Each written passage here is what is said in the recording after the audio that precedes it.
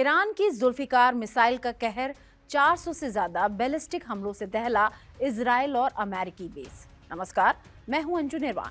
Iran America Israel युद्ध के 28वें दिन ईरान ने इजराइल और खाड़ी क्षेत्र में अमेरिकी ठिकानों पर 400 से ज्यादा बैलिस्टिक मिसाइलें दागी हैं। इनमें जुल्फिकार मिसाइल सबसे ज्यादा घातक और हार्ड टू इंटरसेप्ट साबित हुई है।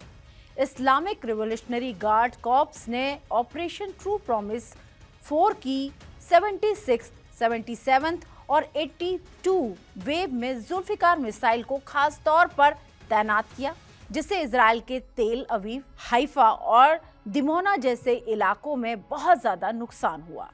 जुल्फिकार मिसाइल ईरान की नाइटमेयर हथियार कहा जा रहा है और जुल्फिकार फतह 110 यानी कि 110 परिवार की एडवांस मिसाइल है, जिसका नाम हजरत अली की तलवार जुल्फिकार से लिया गया। 2016 में लॉन्च के बाद इसे IRGC एरोस्पेस फोर्स ने विकसित किया और इसकी सबसे खास बात यह है कि इसकी जो रेंज है वो 700 किलोमीटर है और कुछ वेरिएंट में ये 1000 किलोमीटर तक जाती है। इसकी लंबाई 10.3 मीटर है और इसका लॉन्च वजन करीब 4615 किलोग्राम है। वॉरहेड करीब 450 से लेकर 600 किलोग्राम है, यानी कि हाई एक्सप्लोजिव या क्लस्टर म्यूनिशन इसमें लगाया गया है। और प्रोपोर्शनल अगर हम इसकी बात करें तो सिंगल स्टेज सॉलिड फ्यूल यानी कि ठोस ईंधन इसमें लगाया जाता है और लॉन्च होने में सिर्फ कुछ मिनट लगते हैं और ये एक बड़ा घातक प्रहार करती है। अगर हम इसकी गाइडेंस की बात करें तो ये INS प्लस GPS सटीकता के साथ करीब 10 से 100 मीटर तक GEP तक जाती है और सबसे खास बात इसकी ये है कि मिड कोर्स फेज में ये वॉरहेड से अलग हो जाती है और जिससे रडार ट्रैकिंग और इंटरसेप्ट करना बहुत मुश्किल हो जाता है और इसी वजह से एरो, पैट्रियट या थार जैसे जो एयर डिफेंस सिस्टम है वो इसे रोक नहीं पा रहे और उनके लिए ये बहुत ज़्यादा मुश्किल साबित हो रही है। जुल्फिकार बसीर जो कि इसका एक नेवल वेरिएंट है, एंटी शिप वेरिएंट जो कि हॉर्मुज स्ट्रेट में जहाज़ों को निशाना बनाने के लिए एक ऑप्टिकल सिकर से लैस है। इसका इस्तेमाल जो है वो ईरान कर रहा है और युद्ध में गल्फ क्षेत्र के US बेस पर यानी कि अल दफरा और विक्टोरिया और 5वीं फ्लीट पर इसी का इस्तेमाल ईरान ने किया और ईरान की दूसरी खतरनाक बैलिस्टिक मिसाइलें भी मैदान में हैं। ईरान की जो दूसरी बैलिस्टिक मिसाइल हैं वो इस युद्ध क्षेत्र में आतंक मचा रही हैं और जिन्हें रोकने में एरो मिसाइल डिफेंस सिस्टम जो है और पैट्रियट मिसाइल सिस्टम और थार जैसे एयर डिफेंस सिस्टम की हालत खराब हो गई है। उनके लिए ये बेहद मुश्किल है और उन्हें मुश्किलों का ऐसा सामना करना पड़ रहा है कि ईरान बहुत ज़्यादा घातक प्रहार कर रहा है। जुल्फिकार के अलावा जो बहुत ज़्यादा एडवांस मिसाइलें हैं जो कि सॉलिड फ्यूल और मोबाइल और हाई स्पीड से चलती हैं, उसके बारे में भी हम आपको बताते हैं। डेसफुल मिसाइल लंबे दूरी के हमलों के लिए इसे जाना जा रहा है और ये भी एक मीडियम रेंज बैलिस्टिक मिसाइल है। इसकी रेंज करीब 1000 किलोमीटर है। वॉरहेड इसमें करीब 600 किलोग्राम का वॉरहेड लगाया गया है और फ्यूल सॉलिड फ्यूल कैपेसिटी इसके अंदर है और ये जुल्फिकार मिसाइल का अपग्रेडेड और लंबी दूरी वाला वर्जन है। इसमें सॉलिड फ्यूल होने के कारण ये बहुत तेजी से इसे लॉन्च किया जा सकता है। हाई स्पीड और लो रिएक्शन टाइम, जिससे दुश्मन को प्रतिक्रिया करने का या रिएक्शन देने का टाइम बहुत कम मिल पाता है और बेहतर रेंज के कारण ये पूरे खाड़ी क्षेत्र और इजराइल के बड़े हिस्से को कवर करता है और इसका इस्तेमाल लंबी दूरी के स्ट्राइक मिशन और दुश्मन के डिफेंस एस्टेब्लिशमेंट पर हमला करना और लॉजिस्टिक हब जैसे टारगेट्स पर हमले के साथ साथ गल्फ बेस और इजराइल के दक्षिणी इलाकों में इसका इस्तेमाल ईरान ने किया है और जिससे बहुत ज़्यादा नुकसान हुआ है। हज कासिम मिसाइल गहरे सैन्य ठिकानों पर सटीक वार करती है। ये ईरान की तीसरी बैलिस्टिक मिसाइल है मीडियम रेंज की, जिसके बारे में हम आपको बता रहे हैं। इसका नाम है हज कासिम मिसाइल। गहरे सैन्य ठिकानों पर ये सटीक वार करती है और ये भी एक मीडियम रेंज बैलिस्टिक मिसाइल है।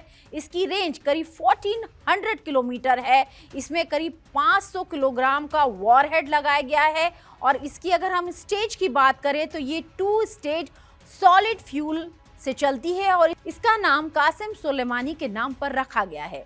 2 स्टेज सिस्टम होने से ज्यादा रेंज और बेहतर ऊर्जा इससे मिलती है और हाई प्रिसीजन यानी कि ये बहुत ही सटीक हमला, सटीक टारगेट हिट करती है और इसमें एंटी मिसाइल सिस्टम इसमें लगाए गए हैं।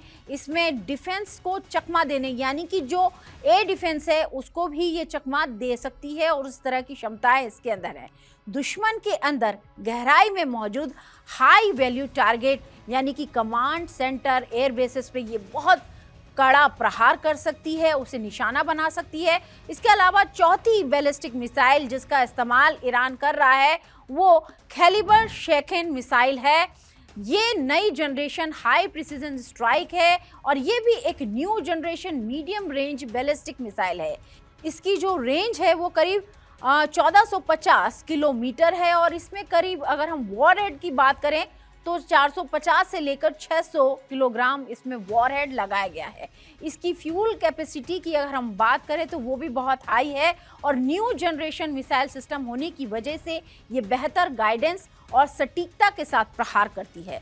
हल्की और कॉम्बैट डिज़ाइन इसमें है और जिससे ये मोबाइल लॉन्चर से आसानी से फायर हो सकती है।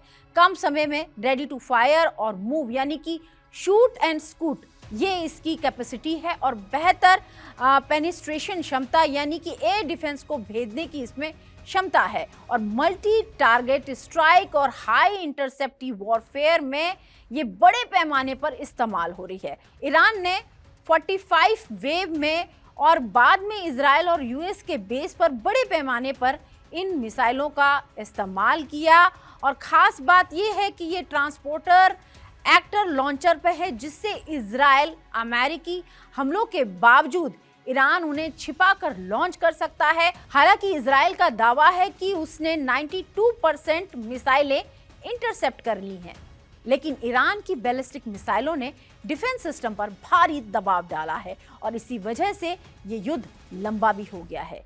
अमेरिका और इजराइल ने ईरान के खोजिर जैसे महत्वपूर्ण बैलिस्टिक मिसाइल जो प्रोडक्शन सेंटर है उस पर भी हमला किया है, फिर भी ईरान हमले जारी रखे हुए है और ट्रंप ने एनर्जी इंफ्रास्ट्रक्चर पर हमला करने के लिए बोला है कि 10 दिन बाद यानी कि 10 दिनों के लिए हमले को उन्होंने टाल दिया है, लेकिन ईरान की बैलिस्टिक मिसाइलों ने युद्ध को प्रोलॉन्ग्ड बना दिया है यानी कि एक लंबा युद्ध बना दिया है और ईरान जो है वो अपनी मीडियम रेंज की बैलिस्टिक मिसाइलों से इस युद्ध को और ज़्यादा लंबा खींचने की क्षमता रखता है और आने वाले दिनों में हम और भी ज़्यादा नेक्स्ट जनरेशन बैलिस्टिक मिसाइलें इस युद्ध में देख सकते हैं अगर बातचीत सही तरीके से आगे नहीं बढ़ती है।